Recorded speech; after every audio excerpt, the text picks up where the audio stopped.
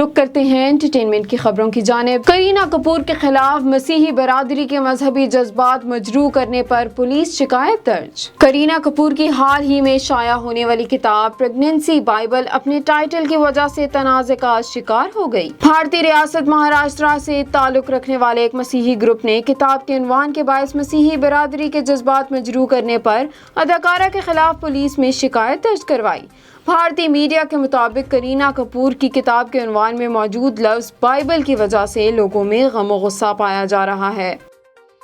اداکار عمران اشرف ممتاز سماجی کارکن اور عیدی فاؤنڈیشن کی روح رواں بلقیس عیدی کے بھی پسندیدہ اداکار ہیں۔ گزشتہ روز عمران اشرف نے اپنے سوشل میڈیا اکاؤنٹ پر ایک ویڈیو شیئر کی جس میں ایک خاتون بلقیس عیدی کا انٹرویو کر رہی تھی۔ انٹرویو کے دوران بلقیس عیدی نے عمران اشرف کے بارے میں کہا کہ عمران ان کے پسندیدہ اداکار ہیں اور خاص طور پر ڈرامہ سیریل رقص بسمل میں ان کا کردار انہیں بے حد پسند ہے۔